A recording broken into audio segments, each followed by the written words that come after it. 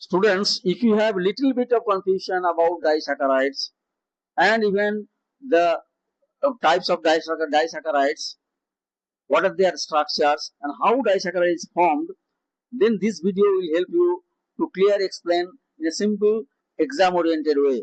So let us understand what about the disaccharide. Disaccharide is among the oligosaccharide. Disaccharides are the most common, and as an evident from the name, disaccharide means it consists of two monosaccharide units. That monosaccharide should be similar or dissimilar. They held together by the glycosidic bonds. So what is glycosidic bond?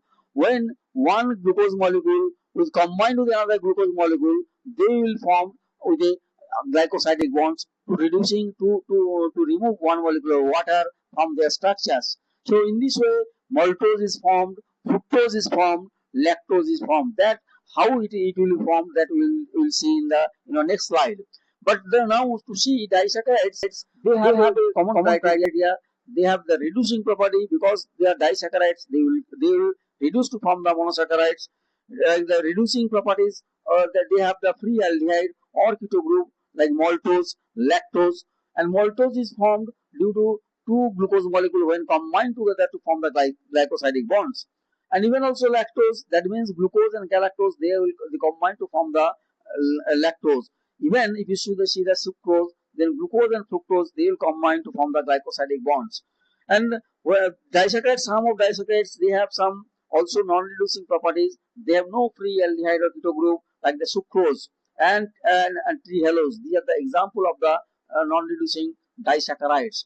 So this slide is clear evidence that the disaccharides have a glycosidic bonds. Even also exceptional case exception is that is the sucrose and the trehalose. It has no reducing property other than the maltose, lactose. They have also the that is the reducing property. Because of that, they have free aldehyde or keto group in their structures. Now to see the maltose. Maltose is a composed of two alpha D glucose units held together by alpha 1,4 linkage of glycosidic bonds. And the free aldehyde group present in carbon 1 of the second glucose and answers the reducing sugar reactions. Besides the oxygen formation, then this reactions is also have the reducing property. Maltose can be hydrolyzed by the dilute acid or an enzyme maltase to liberate two molecules of alpha D glucose. So whenever if you add some enzyme like the maltase or can be given some dilute acids, then maltose will be dissociated to form the 2 alpha D glucose. That we will see in the structure of this thing. And now isomaltose, it is also isomaltose is the glucose units held together by alpha 1 6 glycosidic bonds. But maltose it is a bonds like the alpha 1 4 glycosidic linkage.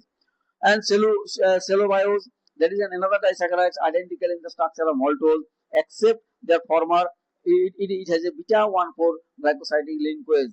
And in this way we can identify the maltose, isomaltose, even also that is the cellobiose. Now another important disaccharide is called the sucrose.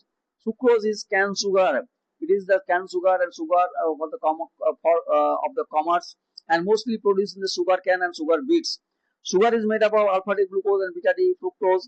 The two monosaccharides are held together by a glycosidic bond and between carbon 1 of alpha glucose and carbon 2 of beta glucose fructose. So the reducing group of the glucose fructose are involved in glycosidic bonds. So in this way we can say they have no free aldehyde free ketone group. So hence this sucrose is called the non-reducing sugar. So this is the question. It comes in every examinations. Why sucrose is called the non-reducing sugar? But it has a property of it is a disaccharide, but it has no non-reducing. It is not reduced at all. Why? This question answer is that is they have no free aldehyde or free ketone group, because in that group they will bind alpha glucose in carbon 2 position. That is alpha glucose in carbon 1 position and beta fructose in carbon 2 position. So they have no free aldehyde group, and it cannot form the oxygen also. This is also another answer for regarding these non-reducing properties. So it is an important source of dietary carbohydrate. It is sweeter than the most other common sugar except fructose, and namely glucose, lactose, maltose. Sucrose is employed as a sweetening agent of the food industry. So the intestinal enzyme sucrase hydrolyzes sucrose. And another important part of the sucrose is called the invert sugar. Why? Because sucrose, such as the dextrorotary 66.5 degree, but when hydrolyzed to sucrose becomes the laboratory is a minus 28.2 degree. So the process of change in optical rotation from the D to L, that is the dextrorotary to laboratory, is referred to the inversion. So the hydrolyzed mixture of sucrose containing glucose and fructose is known as the invert sugar. So this is also a question comes in every examination. Why sucrose is called the invert sugar? So in this way you can say sucrose has a both the dextrorotary and a laboratory nature. Sucrose can be hydrolyzed to form becomes the dextro to laboratory or D to L. So it is referred to as the inversion. So it is called the invert sugar. The process of inversion is explained below. Hydrolysis of the sucrose by the enzyme sucrase or invertase, dilute acid is liberated one molecule of each glucose and fructose. It is postulated that sucrose dextro is first split into the alpha D glucopyranose 52.5 degree and then beta D fructopyranose, furanose, and both being dextrorotary.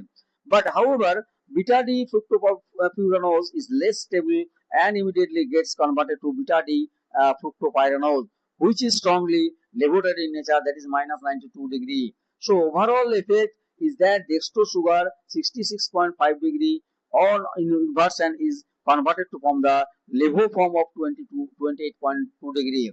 So in this way we can say sucrose is called the invert sugar. So sucrose is very much important for our examination purpose, because first of all sucrose, why it is called the non-reducing form sugar, and secondly sucrose is called the invert sugar, why, that we will explain here.